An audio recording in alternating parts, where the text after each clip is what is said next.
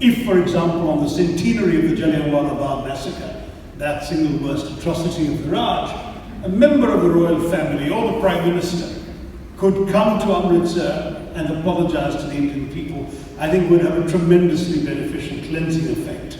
It probably won't happen, but I decided to say it anyway.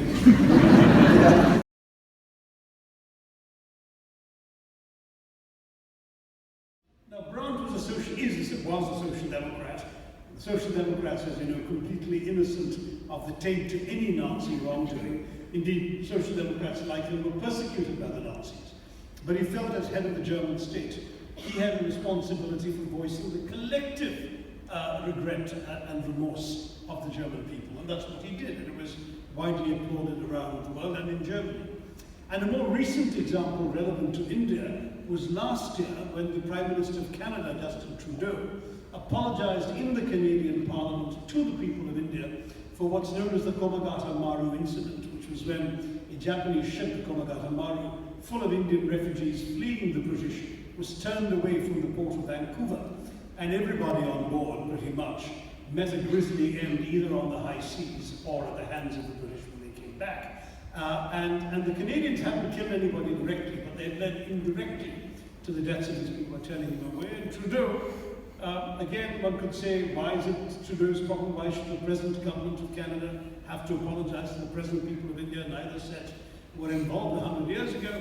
Well, Trudeau apologized, and the apology obviously went over extremely well in India. I don't think we can now say that it can't be done or it shouldn't be done. If, for example, on the centenary of the Jallianwala Bagh massacre, that single worst atrocity of the Raj, a member of the royal family or the Prime Minister could come to Amritsar and apologize to the Indian people, I think would have a tremendously beneficial cleansing effect.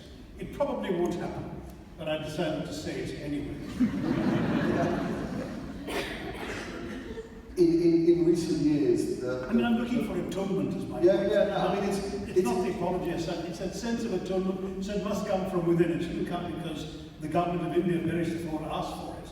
I mean, if it did, I would denounce the government of India. I think the Brits must feel the need to do this. And that's what I think has been problematic with recent apologies. In the last decade, the British state has apologised to the Irish potato famine, for the trade in slaves, and for the response to the Mau Mau rebellion. And I would say, I think the one that worked there was, curiously enough, the potato famine, because that was in a context of political reconciliation, which allowed Northern Ireland and Ireland peace settlement to proceed. But you do know that the potato famine was merely the precursor for a number of famines in India caused by exactly the same policies, which is the British actually had a consistent belief in the 19th century that one must not have people dying in famines. This is what they did in Ireland, this is what they did in India. And the three principles were: number one, free market. The laws of the free market must not be interfered with by state intervention. Second, Malthusian principles of the land can't support the population that's trying to live off it, let people die so the right sustainable level is reached. And the third was elementary Victorian fiscal prudence, which is thou shalt not spend money that was not budgeted for. So the net result was, whereas in India there had been droughts in the past but no famines, and people hadn't died for lack of food because somebody had always given them food, in British India, as in British Ireland, you were not permitted to help the starving. They were actually allowed to die as a matter of deliberate policy. It's an appalling thing. There's an entire book, by the way, on the subject of what Professor Mike Davies has called the late Victorian Holocaust. And your point there about the railways and what the railways were doing for the infrastructure, that was very powerful. In the book, and your phrase at the beginning about seeing the collection here at the V&A with admiration and resentment, you address the issue of museums and restitution. And really, you look at the question of the Koh-i-Noor diamond, which sits today in the Tower of London. And the Queen Mother's tiara. But at the end of your book, you sort of, in a sense, say it's so complicated, and the demands of so many groups for their own restitution of it, well, actually, sitting in London might not be the worst outcome. Is that a fair? Well, it's simply, it's not going to happen. David Cameron said it openly in an interview in India. About him I never. What he said was, and I fear it remains valid, if we give one thing back, the British Museum would soon be empty, and so would probably large chunks of Anne Jackson's collection here. So the answer is that I think, and I'm going to be a bit unpleasant here, I think Kohinoor sitting on the Queen Mother's tiara in the Tower of London is actually a very effective reminder to everybody filing past watching it of the loot colonialism was really all about. The theft and expropriation that's put this Indian diamond right there in the Tower of London. It's a reminder. And where do you draw the line? Because museums survive through interaction and exchange and the cosmopolitanism which sits at the heart of them. And now there are some ugly prehistories to part of that, but there are also more complicated stories of sale and exchange. So would you have a hard and fast rule about, I mean we have very strict rules about modern today, but in terms of the historical collections? It's difficult. I mean, you take the Elgin marbles, for example, the Greeks will tell you passionately that they were stolen. Whereas, of course, all the paperwork was in order around town. That's the usual problem.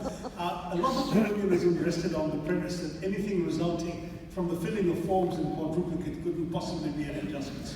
And there was a lot of this going on.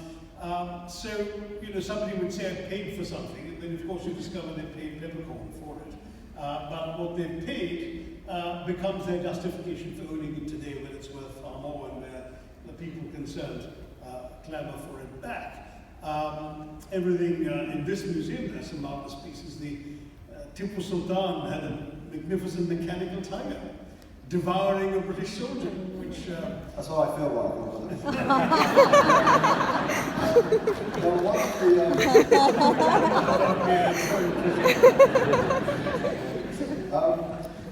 one of the more fashionable ways to think about empire at the moment in terms of the writing of it is a story not so much of the colonizer and the colonized and power relationships, but a story of adaptation, exchange and interaction which affected the colonizer in many ways as much as the colonized. Do you give any credence to that approach to the imperial past, or should we be as a front and centre the power relations, which in a Victorian context, race is at the heart?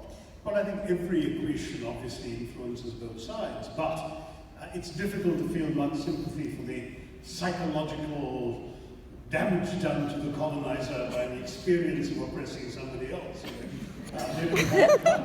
I mean, the fact is that I have heard about all this. In fact, I spoke at the House of Lords this afternoon, and somebody actually raised this very point. My response would quite simply be that a lot of the benefits for Britain, including the magnificent buildings around the city paid for with funds extracted from the colonies, including in many ways the fact that the Industrial Revolution that propelled Britain to the pinnacle of the global economy in the second half of the 19th century was largely financed by its depredation in India and a few other places, including, as you rightly point out, the slave trade, which went on till 1833, and was then succeeded, I might add, as I've described in the book, by the movement of people in indentured labour, which was officially, of course, not slavery, but essentially involved the press ganging of people who didn't have much choice in the matter, either out of extreme poverty or out of other kinds of pressures, including convictions in British courts and so on and so forth. And you know, they nominally would have the right to return to India after they'd served out their period of indenture. But there would always be lots of fine print that made it in practice impossible to return. So practically no one did return, which is why you have Indians now in places from Mauritius to Fiji to South Africa to Guyana to Trinidad, all brought there, essentially by this later form of slavery by the British. So in many ways one could argue that Britain profited pretty much far more than it gave up. You know, I mean, of course today you have more people employed, I think, in Indian restaurants in Britain than in the entire coal mining, shipbuilding and steel industries combined, which is a way of showing the empire can strike back. Curry houses reigning supreme. I'm going to see up my final question, but as I ask my final question, I want you, the audience, to begin to think of your questions, because I will turn to you in a moment. Because it's not only curry houses. Today, when the British Business Secretary wants to secure the future of our steel industry or our car industry, he flies to Mumbai to try and sort that out. When we want nuclear power in this country, we turn to China for investment. Large parts of central London are now being bought up by Gulf states. We are beginning to see the cycle of history change, and there's almost a sense of rising powers beginning what Jack Gallagher used to call informal empire taking place within Britain. Have you any advice for Britain as we enter the cycle of our history? The recolonisation of Britain, one found since the Romans did it, no one has tried. No, I mean, the week my book came out in India, Theresa May landed up there, with her explicit mission being to travel to places like Mumbai and Bangalore and so on, looking for investments in her post-Brexit economy. Which all I can say is it shows you don't need to take revenge upon history, because history is its own revenge. Right, there it is.